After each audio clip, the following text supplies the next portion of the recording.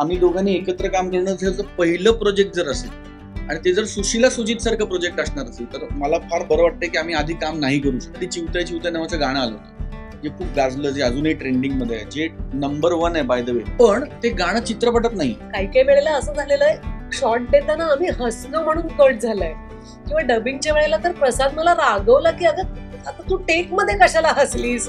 कारण अजूनही तुम्हाला हे माहिती नाही की दोघे कोण आहेत किंवा त्यांचं एकमेकांबरोबरचं रिलेशनशिप काय हे अजूनही तुम्हाला ट्रेलर नंतरही कळत नाही की ते भाऊ बहीण आहेत का नवरा बायको आहेत का गर्लफ्रेंड बॉयफ्रेंड आहेत का कुणीच नाही आहेत का शेजारी आहेत काय, यू डोंट नो की कोण आहेत. मला पर्सनली असं वाटतं आणि परत अत्यंत नम्रपणे तुला उत्तर द्यायचं, आय लव्ह कॉम्पिटिशन. कारण competition makes me become better. मला एकटा खेळून पहिलं नाही यायचं, मला प्रॉपर रेस धावून पहिलं येण्यात इंटरेस्ट. त्यामुळे आम्ही सगळ्यांना आवाहन करतोय की चला मराठी चित्रपटांसाठी मराठी मनाची दारं उघडू. नमस्कार, तुम्हा सर्वांचं लोकसत्ता ऑनलाईनच्या डिजिटल अड्डामध्ये खूप मनापासून स्वागत आहे. कमाल कलाकारांचा कमाल चित्रपट येतोय, सुशीला आणि सुजित. गेल्या काही दिवसांपासून आम्ही सगळीकडे गाणी ऐकतोच आहे चित्रपटांची, पण आज तुम्ही प्रत्यक्ष आमच्याशी गप्पा मारायला आलात.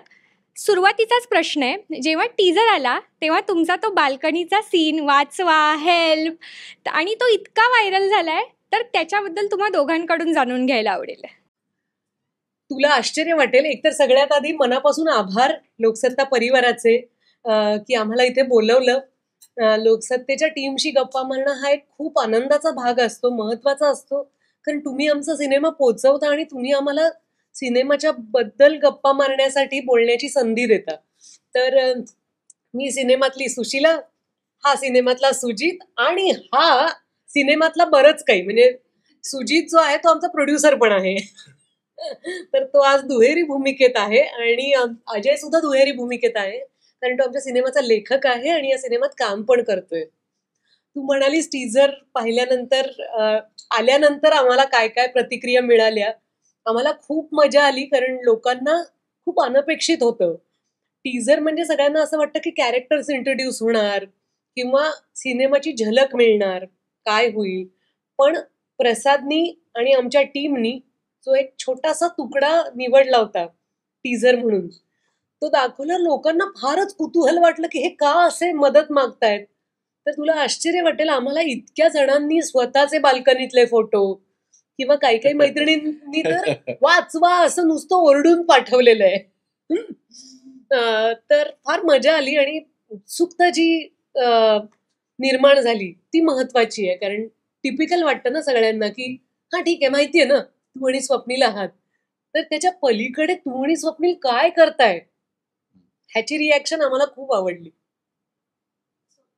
सेम मला वाटतं सोनाली म्हणली ते अगदी बरोबर आहे की आम्ही जरा तुझी वेगळा जो एक एक्सपेरिमेंट केला आम्ही की टीजर न आणता त्याला ड्रॉप म्हणतात टेक्निकल भाषेत, की ऍक्च्युली चित्रपटातलं एक दृश्य घ्यायचं आणि ते ऍज इट इज ड्रॉप करायचं, म्हणजे ऍज इट इज रिलीज करायचं. त्याच्यात टीजरसाठी जे आपण एडिटिंग करतो किंवा ते एक त्याचं जे एक प्रेझेंटेशन असतं ते न करता असंच्या असं दृश्य चित्रपटात आहे ते तेवढं तुम्ही कटपेस्ट करता आणि टाकता, त्याला ड्रॉप म्हणतात.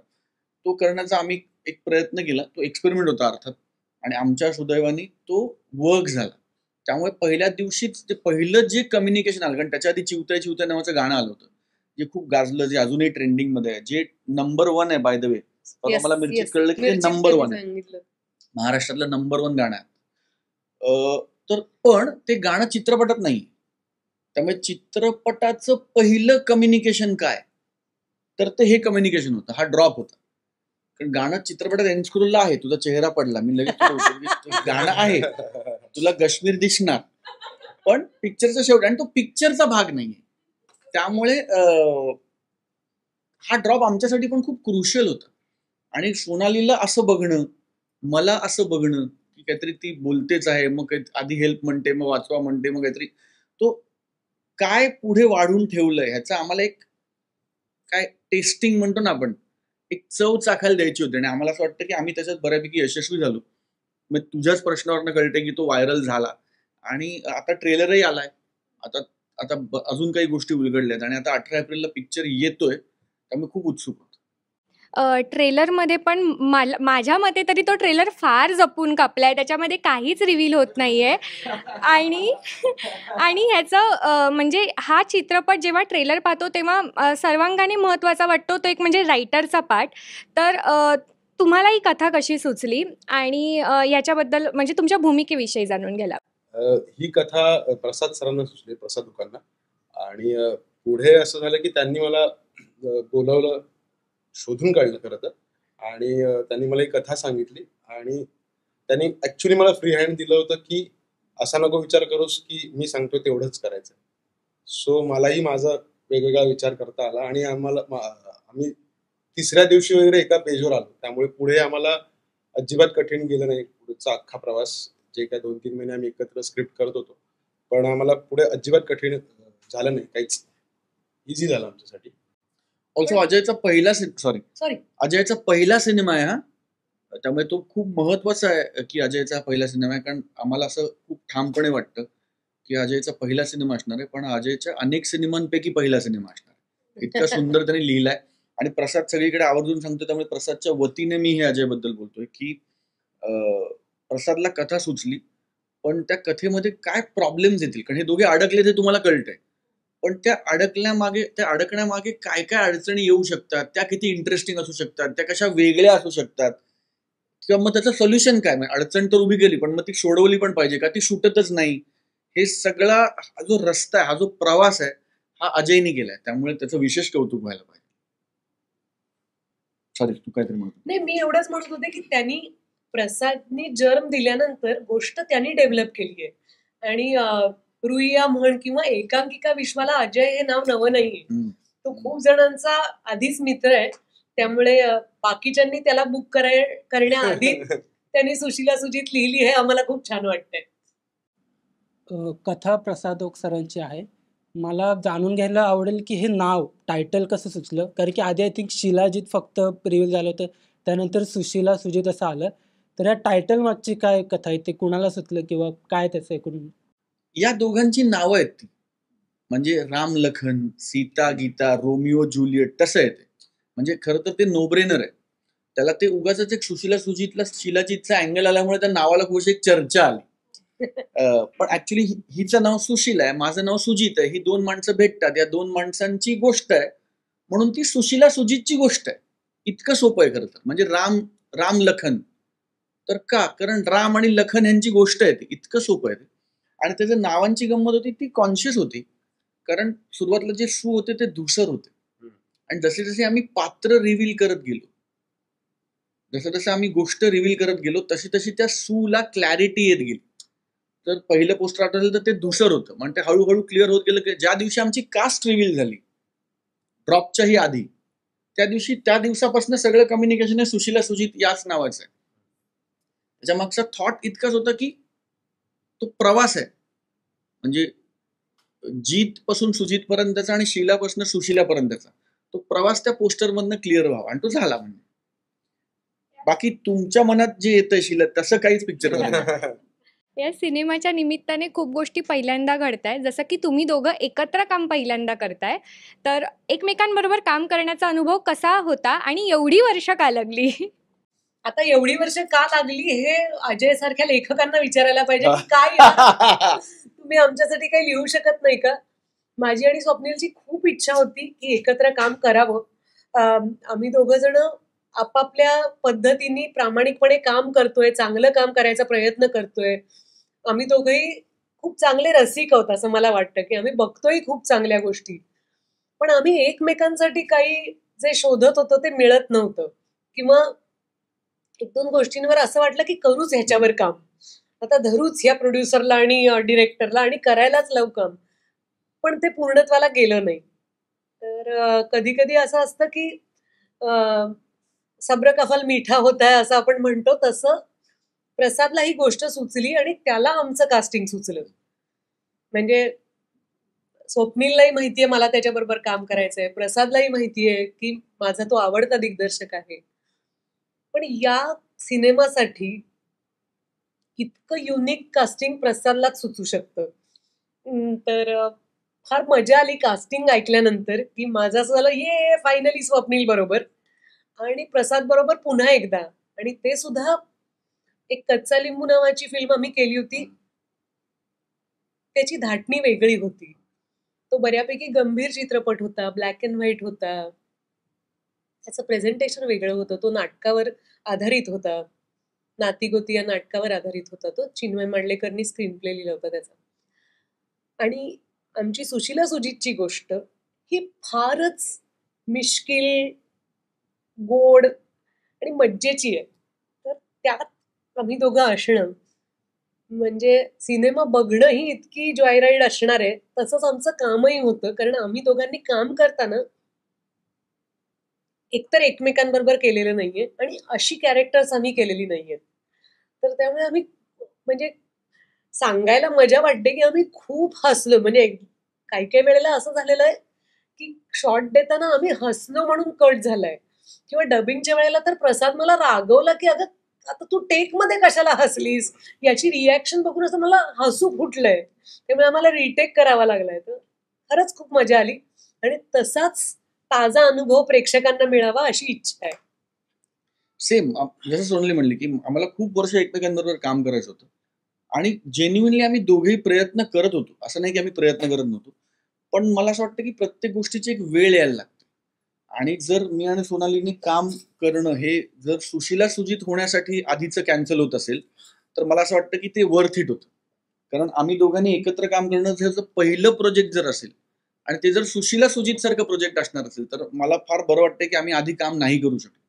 कारण आता हे कास्टिंग, कारण अजूनही तुम्हाला हे माहिती नाही की दोघे कोण आहेत किंवा त्यांचं एकमेकांबरोबरचं रिलेशनशिप काय, हे अजूनही तुम्हाला ट्रेलर नंतरही कळत नाही की ते भाऊ बहीण आहेत का नवरा बायको आहेत का गर्लफ्रेंड बॉयफ्रेंड आहेत का कोणीच नाही आहेत का शेजारी आहेत का, यू डोंट नो की कोण आहेत.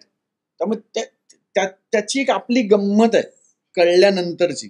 सो त्यामुळे आणि चित्रपट बघितल्यानंतर तुम्हाला मी ठामपणे सांगतो की तुम्हाला या रोलसाठी म्हणजे सोनाली किती ताकदीची अभिनेत्री आहे हे मी नव्याने सांगत नाही, ते तिने वारंवार तिच्या कामातनं सिद्ध केलंय.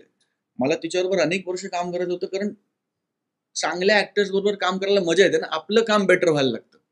त्यामुळे सोनाली बरोबर काम करणं हा माझाही हट्ट होता, तिचाही हट्ट होता, पण तो योग येत नव्हता आणि तो सुशीला सुजितच्या माध्यमातून इतका चपखल आलाय. कारण तुम्हाला चित्रपट बघितल्यावर तुम्ही मला सांगा फोन करून की नाही सोनाली नाही, हा रोल हिने पण केला असता. ही पॉसिबिलिटीच नाहीये फिल्म, ती सोनालीच आहे. आणि ज्या पद्धतीने तिने काम केलंय किंवा ज्या काय म्हणतात त्याला, ज्या ज्या रेंजचं ती काम करते, it is a treat to work with her, absolutely a pleasure to work with her. आणि काहीतरी वेगळी एनर्जी लागली आमच्या दोघांची, कारण एकमेकांबरोबर कधी काम न केल्यामुळे एक नवीन एनर्जी तयार झाली ना, जी आधी नव्हती. त्यामुळे ती एक वेगळी एनर्जी लागली दोघांची मिळून फिल्मला. आणि मला असं वाटतंय की ते 1 और 1 11 हो गए. बाकी तुम्हीच ठरवा. तुम्ही आत्ताही म्हणालात आणि दोघांनीही तुम्ही सांगितलेत याआधीही प्रसाद ओक सोबत काम केलंय तुम्ही दोघांनी.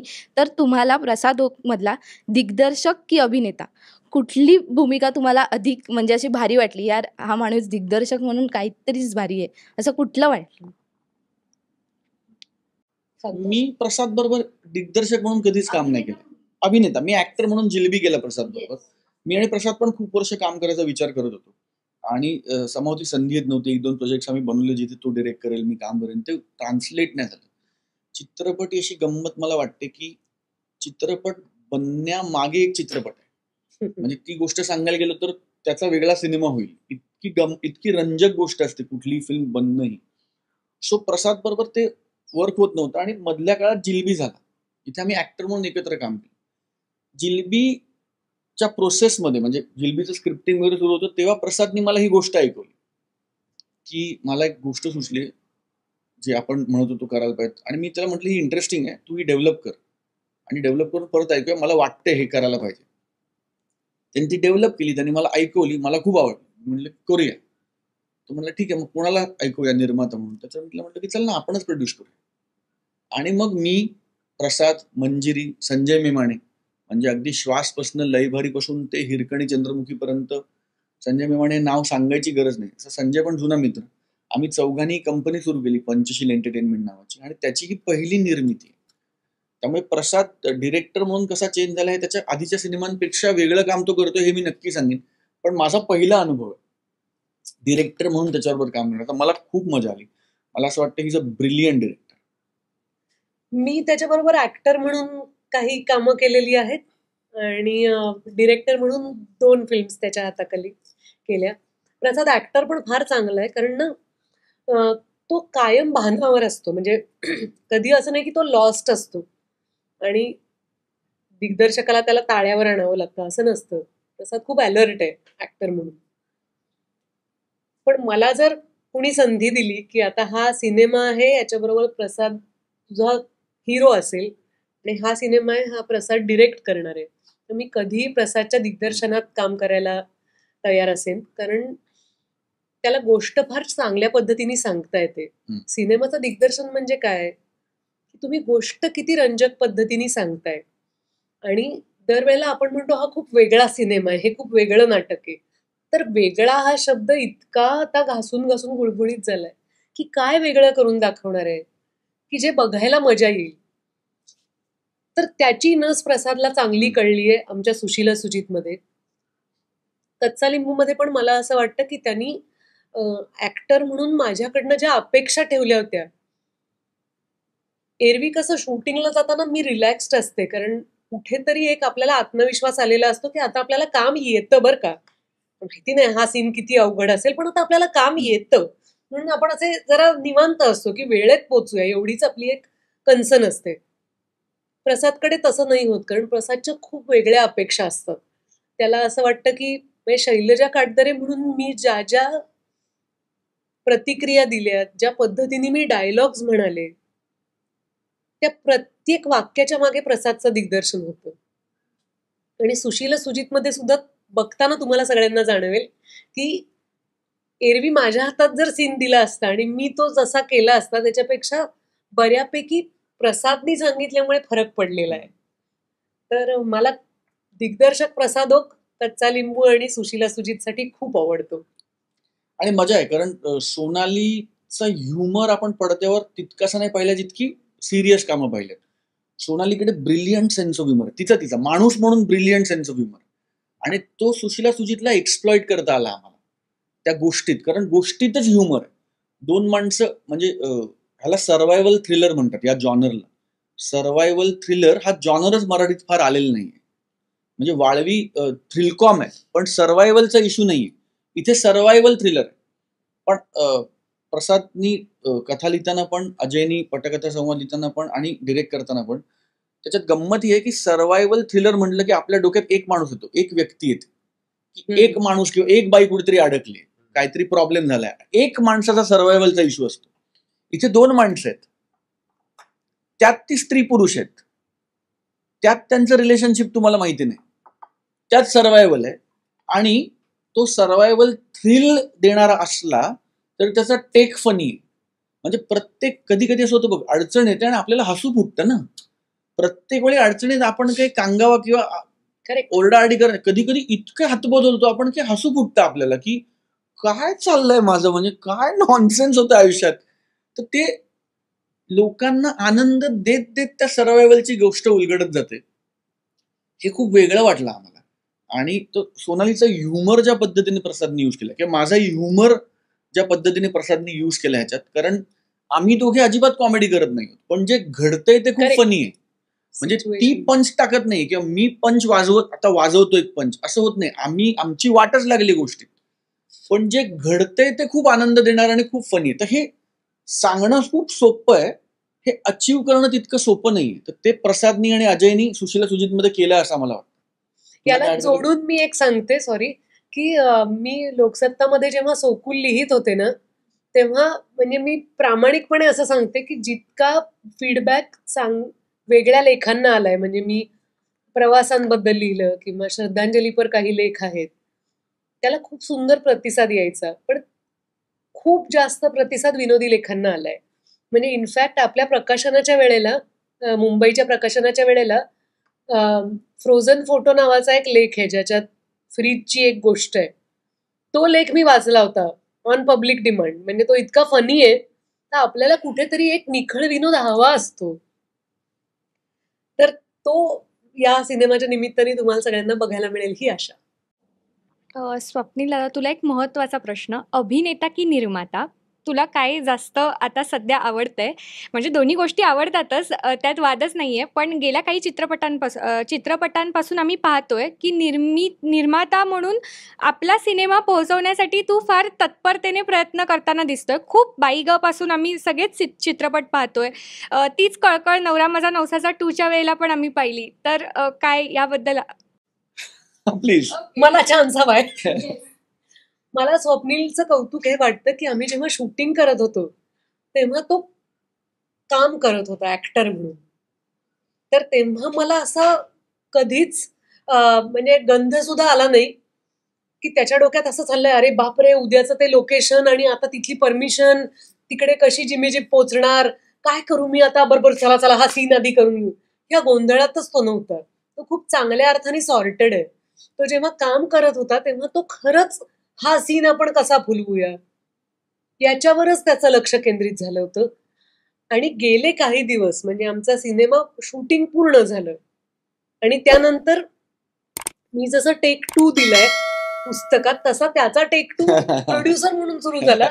मला एवढं आश्चर्य वाटतंय की कितीतरी छान कल्पना, प्लॅनिंग, सिनेमा पोचवण्याची कळकळ ही एवढी आहे स्वप्नीलमध्ये की त्यांनी हे कॉम्बिनेशन कधीही सोडू नये असं मला वाटतं. की त्यांनी त्याचे सगळे सिनेमे, त्याला खूप मोठे मोठे अजून प्रोड्युसर मिळू देत, कारण स्वतःच्या कष्टाचे पैसे कुठल्याही सिनेमात लावणं हे फार आव्हानात्मक असतं. आणि का म्हणून त्यांनी त्याच्या टॅलेंटनी त्याच्या कष्टाने मिळवलेले पैसे आहेत ते. पण तरीही मला असं वाटतं की त्याच्याकडे मराठी सिनेमा पोचवण्यासाठी ज्या क्लुप्त्या आहेत आणि जी पॅशन आहे ती फार महत्वाची आहे. त्यामुळे मला माझा हिरो पण खूप आवडलाय आणि माझा प्रोड्युसर तर बेस्टच आहे. थँक्यू मैत्रिणी. नाही, खूप इंटरेस्टिंग कॉम्बिनेशन आहे. आणि माझे कंटेम्परीज, अनेक कंटेम्परीज आहेत ज्यांना, जे ऍक्टर आहेत ज्यांना बाय डिफॉल्ट डिरेक्ट केलंय त्यांनी किंवा करतील किंवा करायचंय. पण मला कधीच असं, मला नेहमीच प्रोडक्शनची किक होते. मला नेहमी असं वाटतं की निर्मिती करायला पाहिजे. मी I was always driven to the business angle of it. आणि तो एकेकाच्या आवडीचा भाग आहे, त्याच्यात चूक बरोबर असं काहीच नाही. पण निर्माता जास्त आवडतो का अभिनेता? तर मला माझ्यातला निर्माता माझ्यातल्या अभिनेत्याचा नेहमीच ऋणी राहील. कारण अभिनेता स्वप्नील जोशी होता म्हणून निर्माता स्वप्नील जोशी होऊ शकला, not the other way round. म्हणजे मला अभिनय करायचा म्हणून मी कधीच निर्मिती केली नव्हती. माझ्यातला अभिनेता नावारूपाला होता, त्याला 4 लोक ओळखत होती, त्याला 4 लोकांनी उभा केला म्हणून कोणीतरी मला निर्माता म्हणून संधी दिली. त्यामुळे माझ्यातला अभिनेता हाच वरचढ राहील नेहमी, कारण त्याचे उपकार आहेत माझ्यातल्या निर्मात्यावर. तो नसता तर माझ्यातला स्वप्नील निर्माता होऊ शकला नसता. या आत्ता जिथपर्यंत गप्पा मारल्या त्यातून असं कळते की चित्रपटासाठी खूप गोष्टी पहिल्यांदा आणि नवीन होत आहेत. तशीच एक गोष्ट झाली ट्रेलर लॉन्चला, जी स्पॉट दादाच्या पासते ट्रेलर लॉन्च झाला. तरी संकल्पना खूप भारी आहे, आम्हालाही सुद्धा ते खूप आवडलं, कारण की स्पॉट दादा हे खूप महत्त्वाचं तरीही थोडंसं मागे राहिलेला घटक आहे. तर ही कन्सेप्ट कुणाची होती की त्यांच्या हस्ते ट्रेलर लॉन्च व्हावा? कोणाची म्हणजे टीमची कॉन्सेप्ट होती. बेसिक मुद्दा कुठून होता की ट्रेलर लॉन्च आहे तर एका मोठ्या माणसाच्या हातून ट्रेलर लॉन्च व्हायला पाहिजे. आणि जी काही नावं येतात ती सगळ्यांनी सजेस्ट केली की ह्यांना बोलवूया, ही जोडी बोलवूया, अमुक करूया, तमुक करूया. आणि एका पॉईंटला आमच्या असं लक्षात आलं की मोठा माणूस आला पाहिजे ना ट्रेलर लॉन्च, हे ठरलं होतं की. आणि मग बोलता बोलता डिस्कशन मध्ये असं झालं की कोण आहे मोठा माणूस? तर फिल्म बनवण्यासाठी मोठा माणूस कोण? तर सगळ्यात मोठा माणूस स्पॉटबॉय आहे. कारण तो डिरेक्टरच्या आधी सेटवर येतो आणि तो प्रोड्युसरच्या नंतर सेटवरनं जातो. त्यामुळे आमच्यासाठी सातत्याने एक म्हणजे सोनाली येते, पॅकअप झाला घरी जाते, मी येतो, काम झालं घरी जातो, हा येतो, लिहितो, घरी जातो, प्रसाद येतो, डिरेक्ट करतो, घरी जातो. पण सेटवर पहिला येणारा माणूस हा स्पॉटबॉय असतो. आणि सगळा सेट वाइंड अप झाला, पॅकअप झाला, लाईटमननी सगळे लाईट्स बीट्स गुंडाळले की त्याच्यानंतर पेट्या ट्रकमध्ये लोड करून, त्याच्यानंतर लाईट्स बंद करून, लोकेशन हँडओव्हर करून मग घरी जातो तो स्पॉटबॉय असतो. त्यामुळे आम्हाला असं वाटलं की मग सगळ्यात मोठा माणूस स्पॉट डिपार्टमेंट झालं ना. आणि कारण आमचीच कंपनी होती, आम्हाला कोणालाही विचारावं लागणार नव्हतं. डिसिजन मेकर्सच आम्ही चौघे होतो. त्यामुळे आम्हाला चौघांना असं वाटलं की यार पण मग खऱ्या अर्थाने हा मोठा माणूस आहे ना, किंवा आमचा लाईटमन आमचा मोठा माणूस आहे ना. आणि ज्यात कुठलंही अवडंबर नाही किंवा आव आणणं हा मुद्दा नव्हता. जेन्युइनली लोकांना हे सांगणं होतं. ते खूप व्हायरल झालं त्याचा फार आनंद आहे, पण त्यात जेन्युइनली म्हणजे अत्यंत नम्रपणे व्हायरॅलिटी हा उद्देश नव्हता. किंवा इतकं त्याला ट्रॅक्शन मिळेल हेही अपेक्षित नव्हतं. ते आमचं जेस्चर होतं टीमचं. आणि जेव्हा आम्ही टीमला या सगळ्यांना ती कल्पना सांगितली, सगळ्यांनी त्वरित म्हटलं, अरे हे बेस्ट आहे, हे करूया, हे करायला पाहिजे. तर त्याचं म्हणणं इतकंच होतं की काही डिपार्टमेंट असे आहेत जी अहोरात्र मेहनत करतात सिनेमा बनवण्यासाठी, पण त्यांना त्यांचं ड्यू मिळत नाही. तर ती डिपार्टमेंट्स निदान सामान्य माणसाला कळली पाहिजे. आता स्पॉट डिपार्टमेंट हे माझ्या आईला माहितीच नाही की असं डिपार्टमेंट असतं, कारण तिचा संबंध नाही, किंवा तुझ्याही आईला माहिती नसेल की स्पॉट दादा नावाची गोष्ट असते. या निमित्ताने त्यांना कळलं की कोणतरी चहा देतं, पाणी देतं, खायला आणून देतं, खुर्ची लावतं, पंखा ऍडजस्ट करतं, आणि he is integral to film making. त्यामुळे मोठ्या माणसाच्या हातनं ट्रेलर लॉन्च व्हावा या संकल्पनेतनं जेन्युइनली सगळ्या टीमला असं वाटलं की सगळ्यात मोठा माणूस युनिट मधला आमचा स्पॉट बॉय आहे, म्हणून त्याच्या हातून ट्रेलर लॉन्च केलं. निर्माता म्हणून तू बोलतोच आहेस, तर आत्ता निर्माता म्हणून चित्रपट पोहोचवणं हे किती आव्हानात्मक आहे, आणि स्पेशली मराठी चित्रपटांसाठी. कारण या महिन्याभरामध्ये कितीतरी मराठी चित्रपट प्रदर्शित झाले.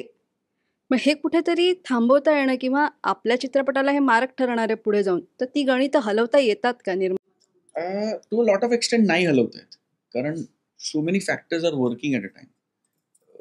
चित्रपटाची निर्मिती करणं एक खूप डिफिकल्ट गोष्ट आहे, खूप पेनस्टेकिंग आहे. प्रत्येक डिपार्टमेंट आहे, अजिबातच नाही, पण निर्मिती इज ऑल्सो व्हेरी डिफिकल्ट. ते करत असताना कुठलीही गोष्ट, म्हणजे अभिनय पण खूप डिफिकल्ट आहे, तर त्याच्यात पॅशन नसेल तर ते नाहीच होणार. नुसतं पैसे मिळतात म्हणून ते होऊच शकत नाही, कारण फिल्म मेकिंग हा क्राफ्टच असा आहे की तुम्हाला झोकून द्यावं लागतं. त्याचं तुम्हाला माहिती नाही पुढे होणार काय, आणि तरी तुम्हाला you have to keep going. तर निर्मिती इज ऑल्सो सिमिलर.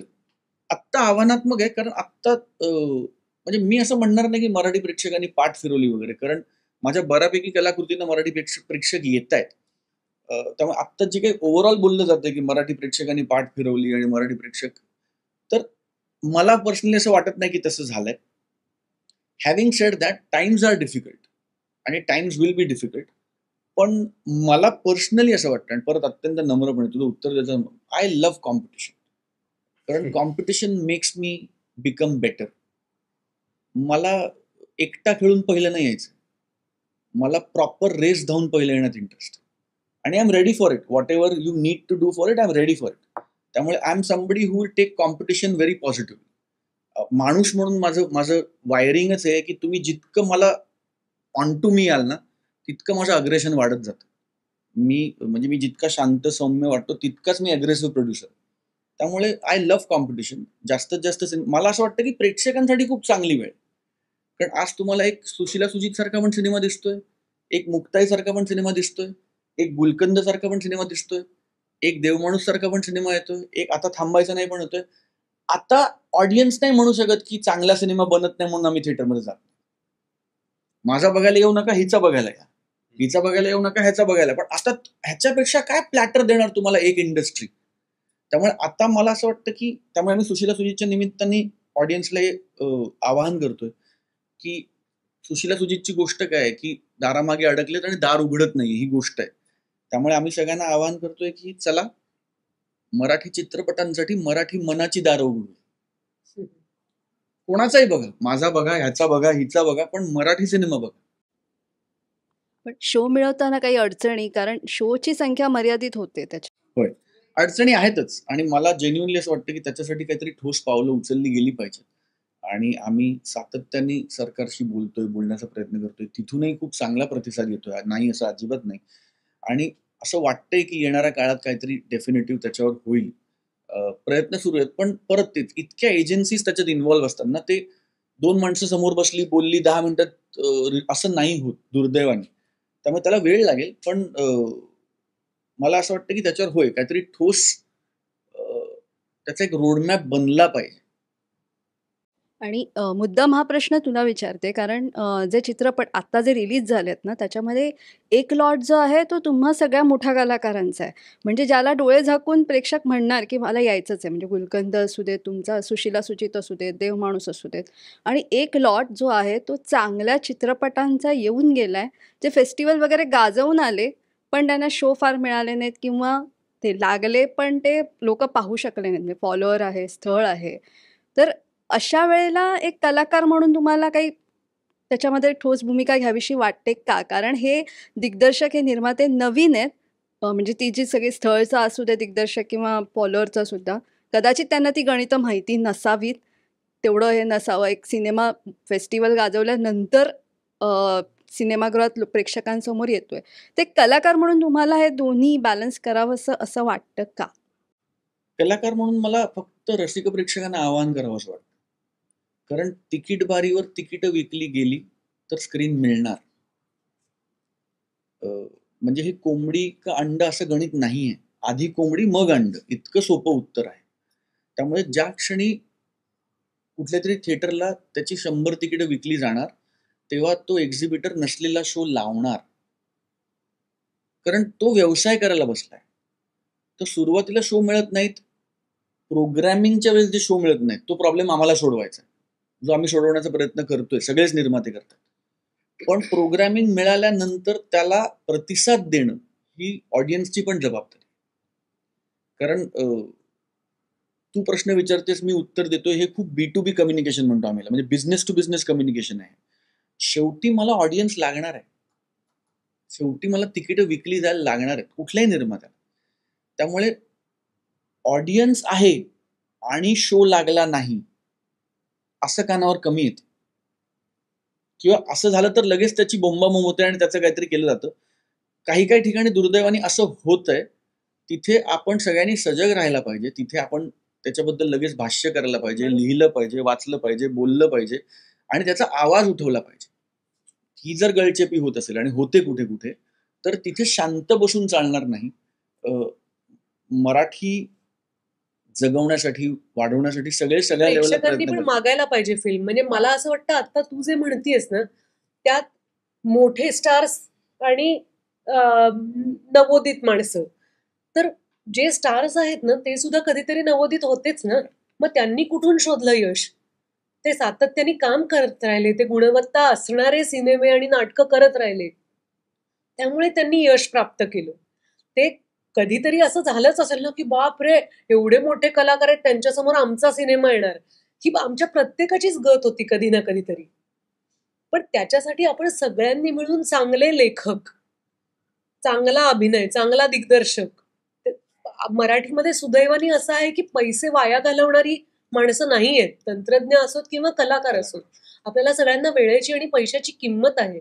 मग प्रेक्षकांनी त्या किमतीची जाण ठेवून फक्त अग्रलेख किंवा लेख न वाचता की माझ्या मराठीचं काय करायचं, तर प्रतिसाद सुद्धा द्यायला पाहिजे. आणि स्वप्नील म्हणाला तो पॉइंट खूप महत्वाचा आहे की सिनेमाचे मेकर्स जेव्हा ओरडतात की मला शो मिळाला नाही, त्याच्या बरोबरीने प्रेक्षकांनीही मागितला पाहिजे तो सिनेमा, की मला हा सिनेमा बघायचा आहे, हा थिएटरमधनं काढू नका, तुम्ही का हा शो रद्द केलात.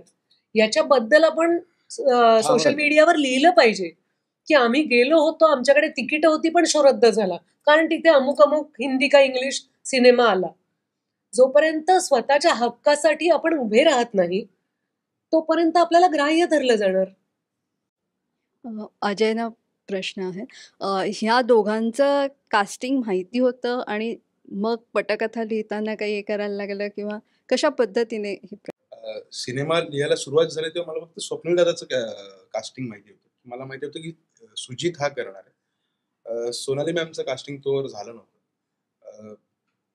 त्याची हेल्प अशी झाली मला फक्त स्वप्नील दादा माहिती असल्याची ऍक्टर म्हणून, की मी त्याचं आतापर्यंतचं जे काम बघितलं होतं ना, तो मला कॉन्फिडंट माणूस आहे तो, व्यक्ती म्हणून पण आणि नट म्हणून पण. सो मी हा विचार केला की त्याच्या कम्प्लीट अपोजिट कॅरेक्टर आपण लिहिलं तर त्याला करायलाही मजा येईल आणि मलाही लिहायला मजा येईल त्याच्यासाठी, कारण त्याचं कॅरेक्टर कम्प्लीट इंट्रोवर्ट माणसाचं आहे. आणि व्हेअरएज सोनाली मॅमचं अदरवाईज काम खूप असं सिरियस भूमिका केल्यामुळे खूप कॉम्प्लेक्स, आणि कॉम्प्लेक्सिटी ह्या कॅरेक्टरमध्ये पण आहे, पण मग हा इंट्रोवर्ट आहे, मग मॅम एक्स्ट्रोवर्ट झाल्या.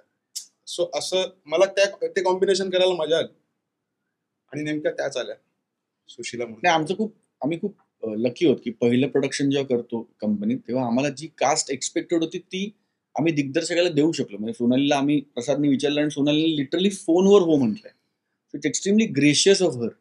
तो प्रसादवरचा विश्वास होता, तो आमच्या सगळ्यांची मैत्री होती, पण ते असणं वेगळं आणि त्याला कमिट होणं वेगळं. सो तिने फोनवर हो म्हटलं सिनेमा करायला. अरे तुम्ही करताय, चला चला करूया, या स्पिरिटने आल्यामुळे आणि तीच या स्पिरिटने आल्यामुळे बाकीची पण कास्ट खूप करेक्ट आणि आम्हाला जी प्रसादची जी विशलिस्ट होती डिरेक्टर म्हणून तीच कास्ट आम्हाला मिळाली. जे आमचं निर्माता म्हणून आम्हाला खूप भारी वाटतं की दिग्दर्शकाला जे हवंय ते आम्ही त्याला देऊ शकलो. त्यामुळे सोनाली आहे, मी आहे, प्रसाद स्वतः एका खूप इंटरेस्टिंग रोलमध्ये आहे पिक्चरमध्ये. अमृता खानविलकरचा एक खूप इंटरेस्टिंग रोल आहे. परत तुम्ही अशी अमृता बघितलीच नाहीये पिक्चरमध्ये. नम्रता संबेराव आणि अथर्व सुदामेचे खूप इंटरेस्टिंग कॅमिओज आहेत फिल्ममध्ये, व्हेरी इंटरेस्टिंग. अगदी छोटेसे रोल आहेत, पण तुम्ही तिकडनं जर नमाला काढलं तर सिनेमा पुढे जात नाही. तुम्ही तिकडनं जर अथर्वला काढलं तर सिनेमा पुढे जात नाही. इतके इंटरेस्टिंग चपखल रोल्स आहेत. अजयचा खूप इंटरेस्टिंग रोल आहे म्हणजे अजय ओळखू येत नाही आज. इतका इंटरेस्टिंग रोल आहे. परत अजय तुम्हाला जसं आता दिसतोय तसा अजिबात नाहीये फिल्ममध्ये. फिल्ममध्ये काहीतरी भन्नाट बिजार केलंय काहीतरी. सुनील तावडे आहेत. सुनीलनी त्याचं बॉडी ऑफ वर्क इतकं मोठं आहे. परत इतकी वर्ष नाटक असेल, दूरचित्रवाणी असेल, चित्रपट असेल, सुनीलने सातत्याने खूप कमालीचं काम केलंय. ह्याच्यात परत सुनील तुम्हाला त्याचा एक वेगळा तारसप्तक लागलाय या चित्रपटात. त्यांनी लावलाय पण ब्रिलियंट आणि प्रसादने ती गंमत केली. परत सुनील आहे, रेणुका दफ्तरदार आहेत. रेणुका Yes. आणि सोनाली दोघीपासनं म्हणजे लोक चाहते आहेत या जोडीचे पण. तर रेणुका आणि सोनाली एका वेगळ्या इक्वेशन मध्ये सिनेमात दिसतात तुम्हाला परत. आणि खूप इंटरेस्टिंग रेणुकानी पण खूप छान एक तडका आणलाय फिल्ममध्ये. सुनील गोडबोले आहेत एका खूप चांगल्या रोलमध्ये. सुनील गोडबोले पण टीव्हीतलं खूप मोठं नाव आहे सातत्याने. राधा सागर आहे टेलिव्हिजन परत खूप. सो खूप इंटरेस्टिंग कास्टिंग आहे आणि ही कास्टिंगची फिल्म आहे. ही हिरो हिरोईन आणि स्टार्सची फिल्म नाहीये कुठल्या अर्थाने की तुम्हाला कुठेही सोनाली कुलकर्णी दिसतच नाही. तुम्हाला पहिल्या फ्रेमपासून सुशीला दिसते, तुम्हाला पहिल्या फ्रेमपासून सुजित दिसतो, तुम्हाला पहिल्या फ्रेमपासून नखाते गुरुजी दिसतात. सो आणि तुम्हाला असं वाटेल की सगळी माणसं माझ्या सोसायटीतली आहेत, माझ्या लेडीज काय माझ्या लाफ्टर क्लब मधली असतील किंवा माझ्या बीसीच्या ग्रुप मधली आहेत. ही सगळी तुमच्या माझ्या आयुष्यातली पात्र आहेत जी तुम्हाला दिसत आहेत. आणि ती मला खूप स्ट्रेंथ वाटते रायटिंगची आणि डिरेक्शनची. रायटिंगकडे पुन्हा एकदा मी त्याचसाठी येते की हे दोघंही आहेत हे कळल्यानंतर सुद्धा आणि ती स्टोरी त्या पद्धतीची आहे, तर त्यातली गंमत अनुभवणं म्हणजे लिखाणाचं एक हे, कारण हे दोन्ही कलाकार तसे आहेत की लिखाण म्हणजे स्टोरी चांगली असेल तर ती इथून इथे न्यायचं काम त्यांचं ते चोख करतात. तर ती एक प्रक्रिया कशी होती, त्यातली गंमत कशी अनुभवली आणि आता शूटिंग जेव्हा चालू होतं तेव्हा ते त्या पद्धतीने उतरलं का आणि त्यातली मजा काय? जेव्हा सुजितचं कॅरेक्टर लिहिलं जात होतं तेव्हा मला ते इंट्रोवर्ट करायचं असतानाही मला माहिती होतं की हा आहे म्हणून एक्स्ट्राची 2 वाक्य लिहिली जात होती माझ्याकडे की अरे नाही अरे ह्याला बोलायला आवडतं किंवा हा बोलला, त्यामुळे माझ्याकडनं लिहिली जात होती. पण आमच्या एका रिडिंगलाच स्वप्नीलदादाच म्हणाला की अरे तू नको, तू कर माझी वाक्य कमी, मला काहीच प्रॉब्लेम नाही. आणि ते माझ्याकडनं नकळत होत होतं. मला त्याला इंट्रोवर्टच करायचं होतं पण माझ्याकडनं नकळत होतं. आणि जेव्हा मला कळलं सोनाली मॅम हा रोल करतायत तेव्हा माझी पहिली रिॲक्शन ही होती जी मी त्यांना कधीच सांगितली नाही. म्हटलं सर याहून उत्तम कास्टिंग नाही मिळणार. Absolutely absolutely. कारण त्यांची आतापर्यंतची जी इमेज आहे ती एका सर्वसामान्य प्रेक्षकांसाठी, सगळ्याच प्रेक्षकांसाठी ना खूप छान इमेज आहे आणि ती आपल्या सिनेमाला हेल्प करेल असं मला वाटलं की अरे हा ही आमच्या घरातली बाई आहे असं वाटू शकतं. अशी एक इमेज असल्यामुळे ना मला असं वाटलं की सोनाली मॅमचं कास्टिंग झालंय, खूप छान झालं. आणि लिहिताना मग त्या ऑनबोर्ड आल्यानंतर पुन्हा जेव्हा तिसरा ड्राफ्ट काढला गेला तेव्हा मग छोटे मोठे काही चेंजेस झाले. एक गमतीशीर एक सीन आहे, मी तो सीन नाही सांगत पण त्या बोलतात त्यांच्या मनातलं. सो मला असं झालं की अरे माझ्याकडे खूप चांगली ऍक्ट्रेस आहे तर मी लिहावं, मी बिनधास्त लिहावं ह्याचा विचार न करता की किती वाक्य लिहितोय. सो ती एक गंमत आली आणि मला बघताना असं वाटलं की बघताना तर मला खरंच असं वाटलं, मी प्रसाद सरांना बोललो की अरे सर फारच ब्रिलियंट वाटतंय जे काय दिसतंय ते, जसं वाटलेलं, जसं लिहिताना वाटलेलं, जसं आपल्या डिस्कशन करताना वाटलेलं तसंच दिसतंय सगळं. So मी सिनेमा अजून पूर्ण बघितला नाही, पण मला बघायचं. आणि म्हणजे अजयचं कौतुक, कारण आम्ही दोघेही खूप काळ चित्रपटात आम्ही दोघे आहोत. म्हणजे बाकीचे लोक दिसतात तुम्हाला, पण प्रायमरली आम्ही दोघे आहोत चित्रपटात. पण या प्रसादने आणि अजयने ज्या पद्धतीने बांधले स्क्रिप्ट, आम्हाला फार कमी इम्प्रोव्हाइज करायला लागले. आम्ही बऱ्यापैकी लिखित बोललो, जे हल्ली फार असं ऐकायला किंवा बघायला मिळत नाही. बऱ्यापैकी आम्ही कमिट झालो टू व्हॉट इज रिटन, कारण लिहिलेलंच इतकं रोलर कोस्टर आहे की ते त्याला कमिट झालं. आणि त्याच्यात ऑफकोर्स आम्ही आमची गंमत पेरत होतो. प्रसाद म्हणत होता नाही हे फालतू आहे स्वप्नील, करू नको, किंवा सोनली हे मस्त आहे, हे कर. ते होतच होतं, ऍक्टर म्हणून कॉन्ट्रीब्युशन होतच होतं. पण प्रसाद असल्यामुळे आणि त्याची कथा असल्यामुळे आणि ह्यांनी लिहिल्यामुळे आम्ही त्या स्क्रिप्टला कमिट होऊ शकलो खूप छान दोघेही.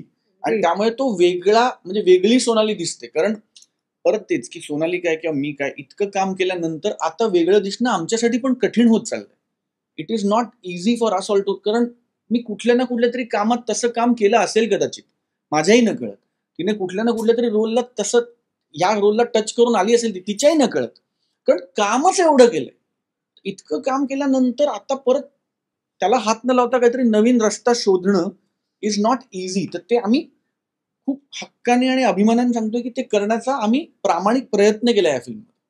तो आवडतोय की नाही अर्थात ते तुम्ही सांगणार. आणि नट, हे दोन नट म्हणून, ऍक्टर्स म्हणून आणि स्क्रिप्ट म्हणून मला एक गोष्ट सांगायची की हे कॅरेक्टर वर्क आणि खूप दिसताना ट्रेलरमध्ये की हे फक्तच अडकले आहेत, हे फक्तच उथळ कॉमेडी आहे असं वाटू शकतं, फक्तच कॉमेडी असं वाटू शकतं.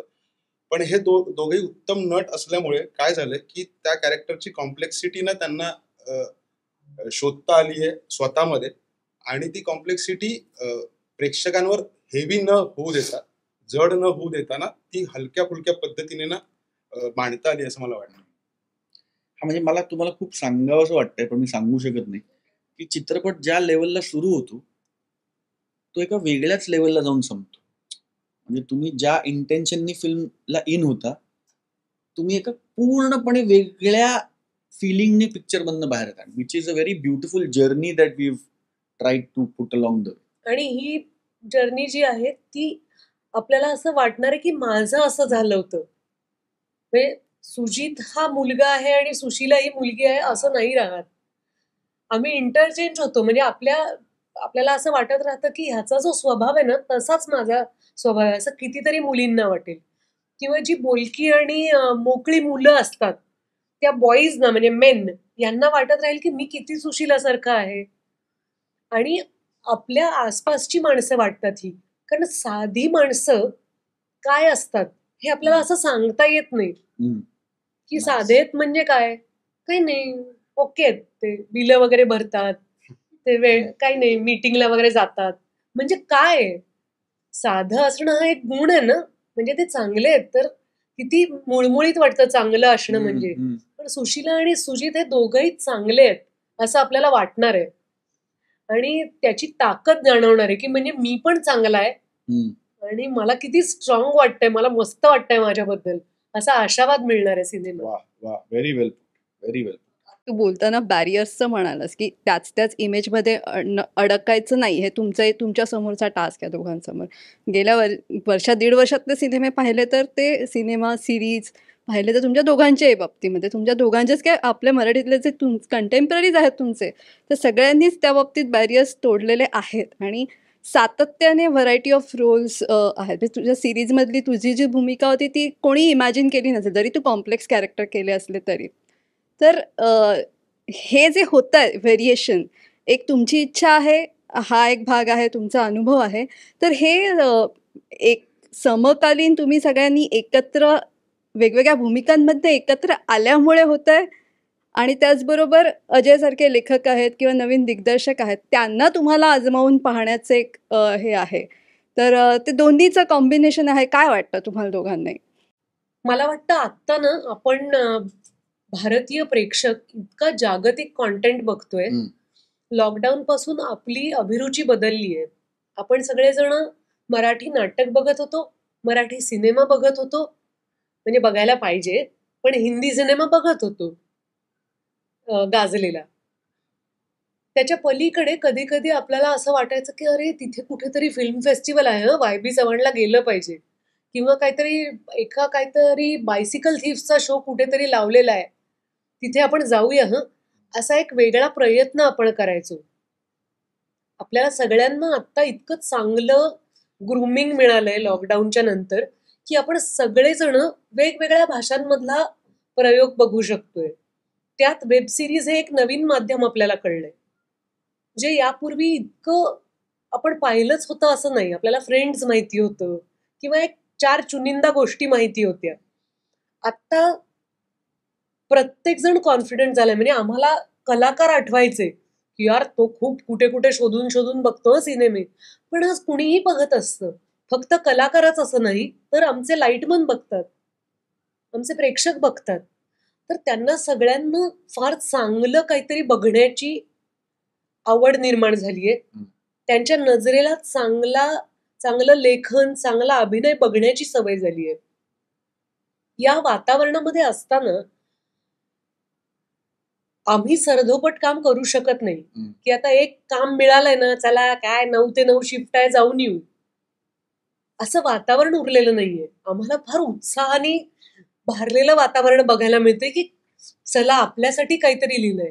आणि आज करिअरच्या या टप्प्यावर जेव्हा हे जाणवतं की काही लेखक, दिग्दर्शक आणि निर्माता आमच्यासाठी रोल लिहितात, आम्हाला त्यांच्या प्रोजेक्टमध्ये अक्षरशः बोलवतात की तूच पाहिजेस, तो मान फार मोठा वाटतो. तो मान म्हणण्यापेक्षा तो विश्वास फार मोठा वाटतो की असं कोणीतरी विश्वास टाकू इच्छित आहे आमच्यावर, आणि त्या विश्वासाला आम्ही कसं पुरे पडू. कारण आज सुशीला सुजितच्या सेटवर येऊन मी हे सांगूच शकत नाही की तुम्हाला माहितीये का आम्ही कसलं काम केलंय. ते म्हणतील तू कसलंही काम केलं असशील, आत्ताची सुशीला तू कशी करतेयस. अजय म्हणेल हो ना, तू केलंच सगळं काम म्हणून तर तुला कास्ट केलंय, आता सुशीला कशी करतेस. आपण आपल्या पूर्वायुष्यातल्या कुठल्याही यशाबद्दल आत्ताच्या प्रोजेक्टमध्ये बोलू शकत नाही.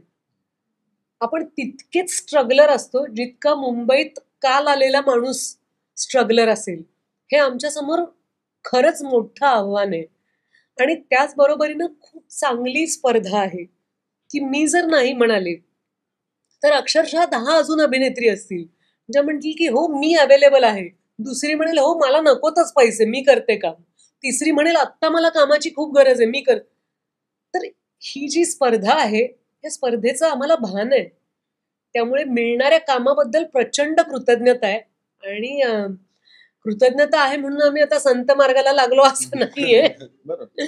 त्याच्यात एक ॲड्रिनलिन रश आहे आम्हाला सगळ्यांना की अरे चला आता मॅच सुरू होणार आहे. टेस्ट असो, वन डे असो का 2020 असो, आम्हाला चांगलं खेळायचंय.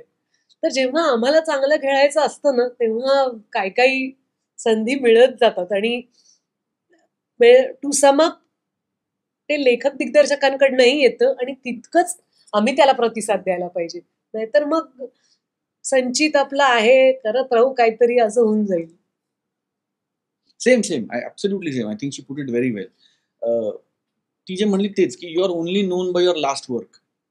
म्हणजे तू किती मोठा प्लेयरच माहिती नाही, पण परवा जर तू 9 वर आउट झालास तर अरे 9 वर आउट झालाय, तू लेजंड आहे. पण तू परवा 9 वर आउट झालास ना, मग आज तू परत 0 वरनं सुरू करतोस बॅटिंग.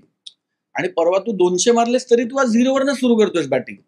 त्यामुळे परवा 200 मारले, परवा टाळ्या मिळाल्या, संपला विषय. आज परत पॅड बांधायचे, चालत जायचं, मार्क घ्यायचं, मागे करेक्ट आहे ना, फिल्डिंग काय बघायचं, आणि परत 0, 1, 2, 3. ते स्पिरिट नसेल तर त्यातलं सातत्य टिकूच शकणार नाही. म्हणजे ती नीडच आहे. आणि ज्याला हे कळलं तोच कन्सिस्टन्सी, म्हणजे मला असं वाटतं की गुण म्हणून माझ्यासाठी कन्सिस्टन्सी इज अबाउट टॅलेंट. कारण talent can only take you to an X or Y level. Consistency will keep you going beyond that Y level. त्यातलं सातत्य राखता येणं, जे सोनालीने किंवा मी किंवा आमच्यापैकी सगळ्यांनीच राखण्याचा प्रयत्न केलाय, जे आता चांगलं काम करण्याचा प्रयत्न करतात. आणि गावस्करांनी म्हणूनच ठेवलंय, हे जीवन म्हणजे क्रिकेट राजा, हुकला तो संपला. आठवतं का तुम्ही, कोण लहान आहात सगळेजण, त्यांनी स्वतः म्हटलेलं गाणं आहे हे, सुनील गावस्करांनी. आता तुम्ही दोघांच्या बोलण्यातनं आलं तेच तुलाच आता एकदा विचारते मग तुझ्याकडे येते. मेन म्हणजे की जसं OTT आलंय, वर्ल्ड सिनेमा म्हणजे आपण आता मोबाईलवरती सगळंच बघतोय, सगळ्या जगाचा सगळ्या प्रकारचा सिनेमा बघतोय आणि आता तरुणांवरती वेगळा एक इम्पॅक्ट आहे, प्रभाव आहे.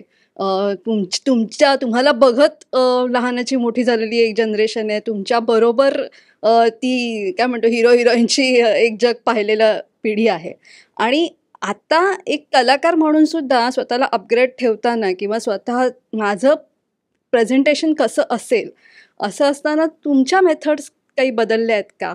आणि आता तुम्हाला काय काय गोष्टींचं भान जे तू म्हणतेस ते फक्त त्यात अभिनयाच्या बाबतीतच नसेल, ते इतर बाबतीतही जे तुझ्या बाबतीतही जाणवतं की तू सोशल मीडियावरती एका वेगळ्या प्रकारे सतत अपडेट ठेवत असतोस आणि एक कनेक्शन तुझं वेगळ्या पद्धतीने तुझ्या चाहत्यांशी आहेच. तर या सगळ्या गोष्टींचा म्हणजे कुठल्या कुठल्या गोष्टींचा तुमच्यावरती प्रभाव पडलाय किंवा तुमच्या मेथड्सवरती काय प्रभाव पडलाय? मला असं वाटतं की असं ABCD असं सांगणं कठीण आहे. तो अप्रोचचा प्रश्न आहे असं मला वाटतं. एकदा तुझा अप्रोच असेल की मला अपडेटेड राहायचंय, मग त्याच्यासाठी सर्वांगीण प्रयत्न करावे लागतात तुला. म्हणजे सोशल मीडिया त्यातला एक वर्टिकल झाला, चांगली स्क्रिप्ट निवडणं हा दुसरा वर्टिकल झाला, त्यातलं प्रोफेशनलिझम जपणं हा तिसरा वर्टिकल झाला, हंगर हा चौथा. पण त्या सगळ्याचा क्युम्युलेटिव्ह इफेक्ट आहे असं मला वाटतं. कुठली तरी एक म्हणजे त्याला काही प्रोसेस नाही की एक करा मग त्याच्यात थोडंसं जिरं टाका मग आलं टाका असं नाही. तो क्युम्युलेटिव्ह प्रोसेस आहे.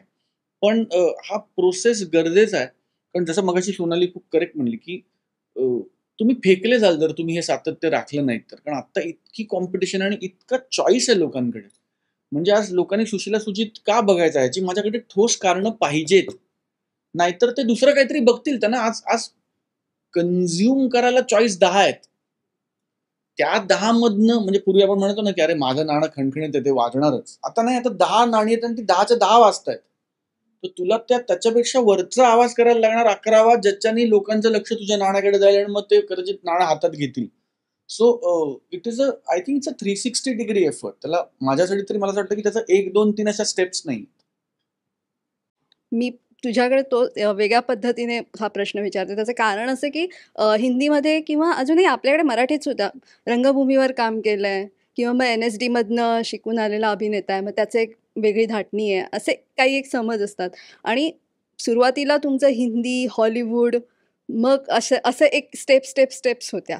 आता ते असं काही म्हणजे तू तो पूर्ण प्रवास असा हे करून आलेली आहेस आणि आता तुझ्या पॉईंटवर आहेस की सगळ्याचा अनुभव आहे आणि तरीसुद्धा काळ इतका बदललाय की सगळ्या पद्धतीचे सगळे कलाकार, सगळ्या पद्धतीचं थिंकिंग असलेले दिग्दर्शक आहेत, लेखक आहेत, निर्माते आहेत.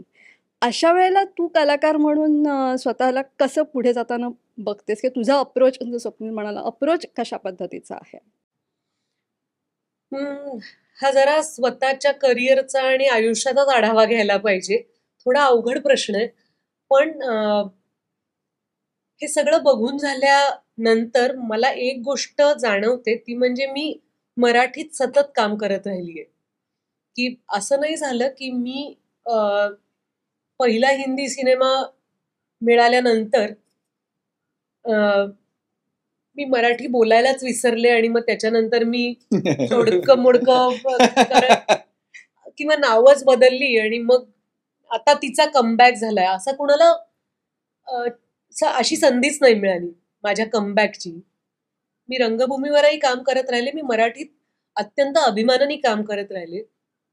त्यामुळे मला असं वाटतं की स्वतःच्या कामाबद्दल आधी स्वतःला आदर पाहिजे, की मला आता पुरे पडलं पाहिजे या भीतीने धावत सुटण्यापेक्षा मी जर सेंटर्ड राहिले आणि मी हे सगळं पाहत राहिले. आणि अभिनय करणं ही गोष्ट अजिबात एकांगी नसते. त्याच्यासाठी जगावं लागतं, त्याच्यासाठी भावनांचा अनुभव घ्यावा लागतो.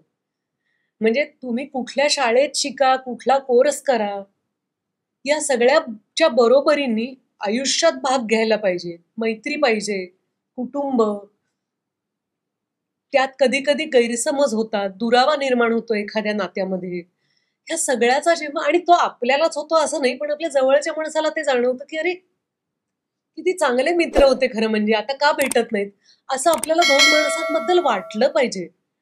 तर ती जर आपली गुंतवणूक नसेल आयुष्यामध्ये, तर आपण फक्त जिम करत राहू आणि आपण फक्त चांगला मेकअप करत राहू. तर मला फार म्हणजे आतून असं वाटतं की मला प्रचंड आवडतं जगायला आणि मला कायम वेळ कमी पडत असतो. आणि जगायला मी म्हणतीये, लोकेशनवर पोचायला असं मी म्हणत नाहीये.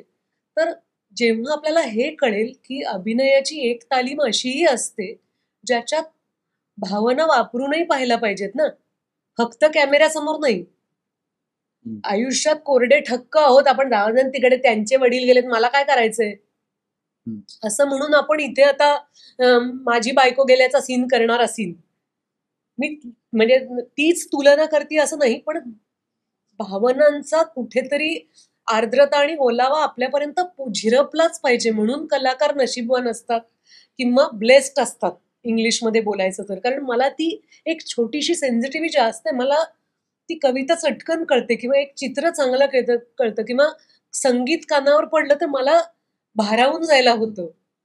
तर हे भारावून जाणं अनेकांमध्ये असतं. काही जण ते भारावून जाणं वैयक्तिक आयुष्यात वापरतात, काही जण ते साठवून ठेवतात आणि फक्त नाटक सिनेमामध्ये वापरतात. त्यामुळे मला आत्ता या घडीला इतकं एनरिच्ड वाटतं की मी ज्या भावना संपन्नतेत आहे आत्ता, त्याची मी कुणाबरोबर स्पर्धा नाही करू शकत आणि तुलना नाही करू शकत.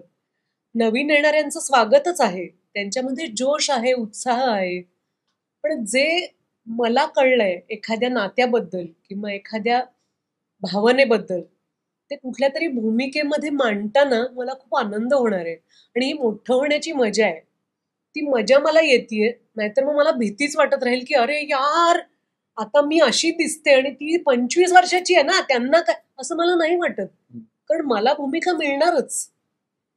माझ्याकडे ते मी साठवलेला माझा जलाशय आहे, तो खूप खोल आहे आणि त्याच्यात पाणी राहणार आहे खूप दिवस.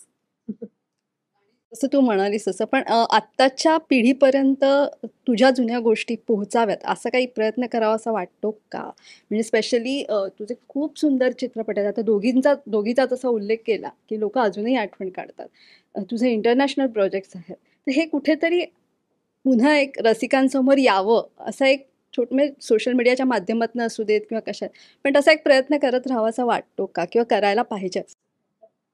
मला तर फार असं वाटतं की हे कळत राहिलं पाहिजे. कारण एक पॉडकास्ट घेणारी नवीन पिढी जी आलेली आहे, त्यांना आत्ताच्या सगळ्या गोष्टी माहिती असतात, त्यांना आधीचं काही माहिती नसतं. त्यांना आपण सांगायला गेलो तर ते असं म्हणतात की हो हो का, काय सिनेमाचं नाव, देवराई, कोण, सुमित्रा भावे. तर आपल्याला मजा वाटते काय, अरे तुम्हाला माहिती नाहीये का?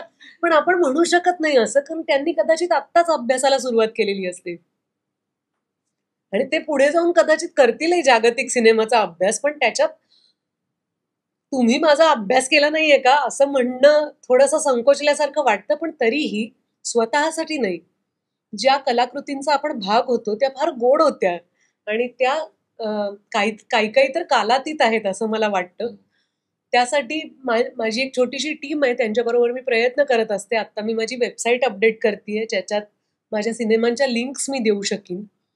त्याचबरोबरीने अनेकदा दिलासा वाटत राहतो. आता तुला आश्चर्य वाटेल, 14 एप्रिल पुढच्याच आठवड्यात आहे.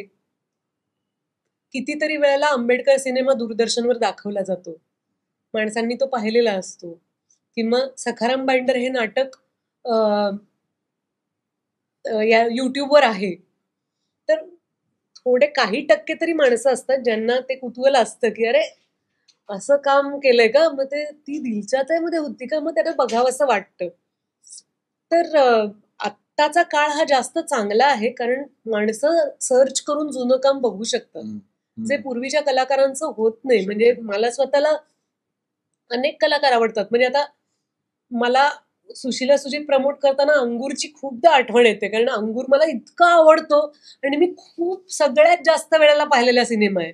तसं सुशीला सुजितचं व्हावं अशी स्वप्न आहेत माझ्या मनामध्ये. पण तरी उत्पल होते, उत्पल दत्त नावाचे कलाकार, तर त्यांचं काम मला खूप आवडतं.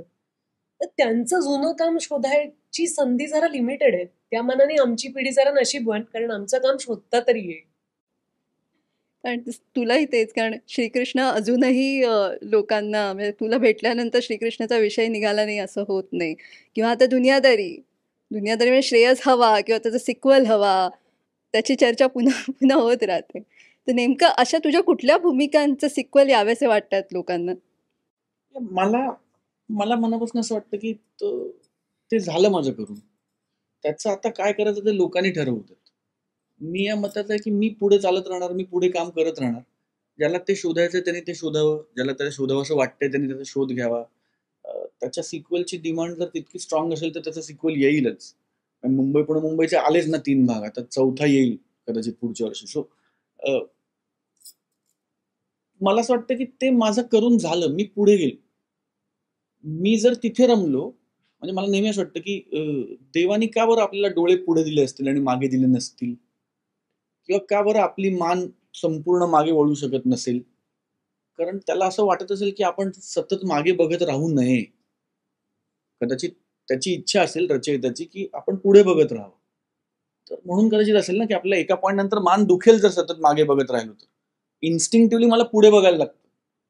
तर मी माणूस म्हणून या विचारांचा आहे की पुढे चालत राहायला पाहिजे. केलं त्याचं कौतुक झालं, चालला पडला, ते सोडून देता आलं पाहिजे असं मला वाटतं माणूस म्हणून. तर मी आज परत झिरोपासून काम करू शकेन.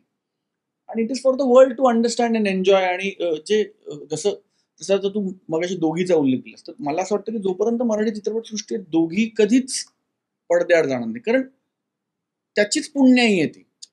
किंवा दुनियादारी कधीच, किंवा सोनालची अनेक कामं आहेत, माझी काही कामं आहेत, ती राहणार. ती, आणि जसं ती म्हणली, यू आर व्हेरी फॉर्च्युनेट की आता सर्चचा ऑप्शन आलाय.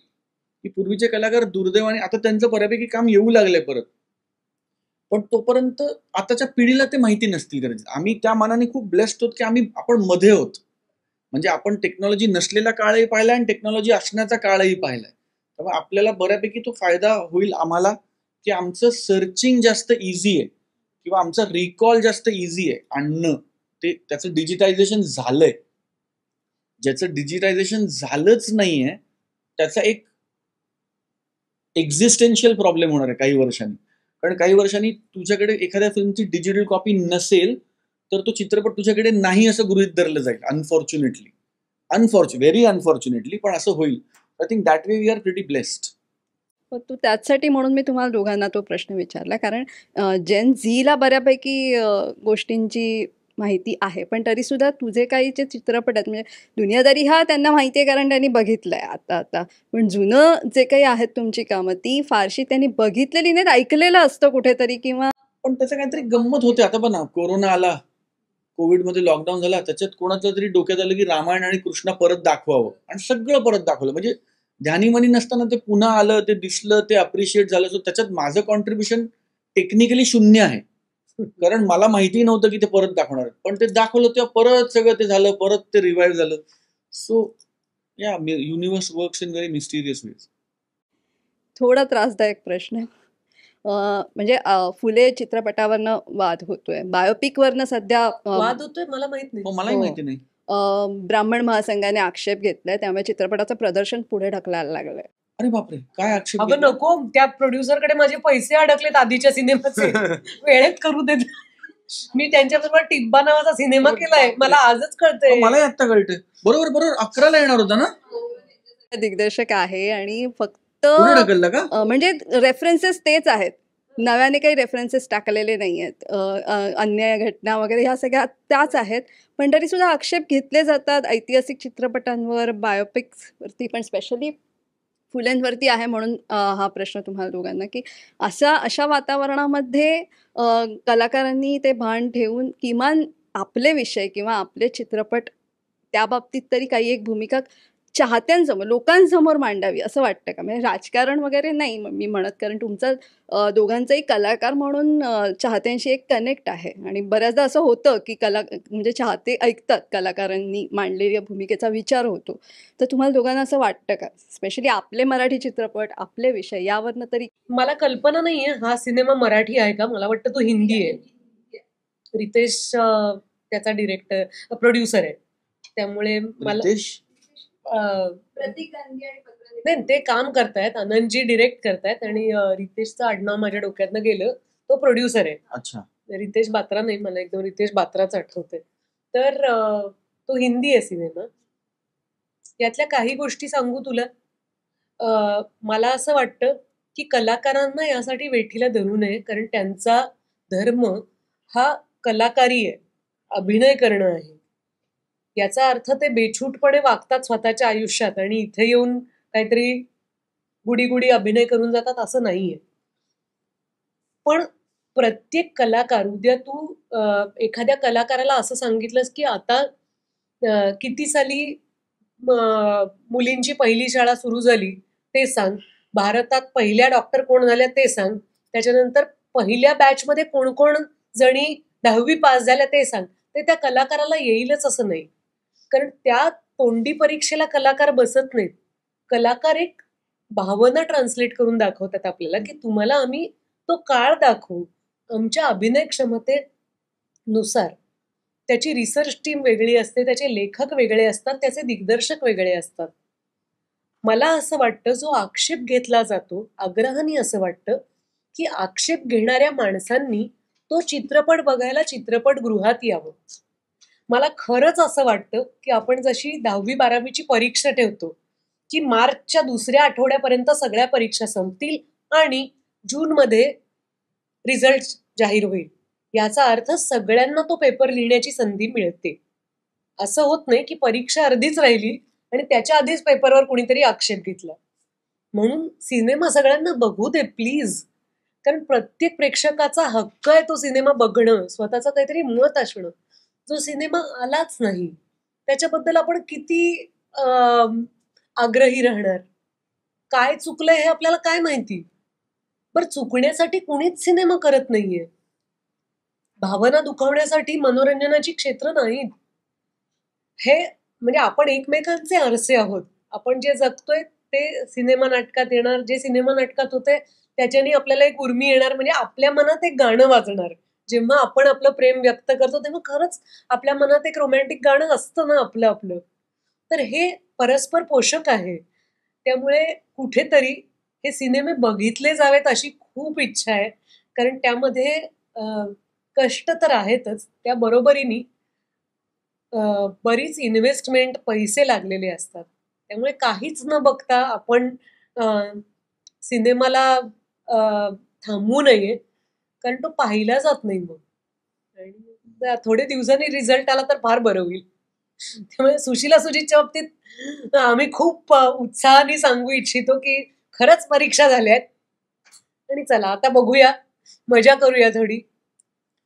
आपल्या गप्पा चालूच राहतील, पण 18 तारखेला चित्रपट येतोय. तुम्ही दोघांनी मिळून सुशीला आणि सुजित आता प्रेक्षकांना आवाहन करा की तुम्ही सिनेमाला या. नमस्कार, मी सुशीला म्हणजेच सो कूल सोनाली. आमचा सिनेमा सुशीला सुजित हा 18 एप्रिलला रिलीज होतोय. त्यात मी आहे, स्वप्नील आहे. हा सिनेमा लिहिला आहे अजय कांबळेनी, दिग्दर्शित केलाय प्रसाद ओकनी. पंचशील एंटरटेनमेंट तर्फे हा सिनेमा येतोय. या सिनेमाला तुम्ही खूप चांगला प्रतिसाद द्या.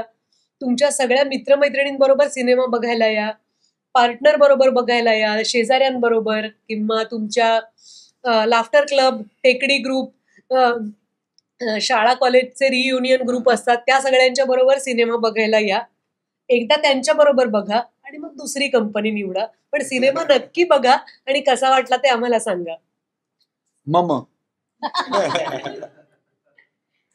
लोकसत्ता टीम कडून सुशीला आणि सुजितला खूप साऱ्या शुभेच्छा. तुम्ही दोघंही आज इकडे आलात त्यासाठी खूप मनापासून थँक्यू. आणि अजयला मला नंतर म्हणेल. सॉरी, तुम्हालाही थँक्यू. थँक्यू, धन्यवाद लोकसत्ता, थँक्यू.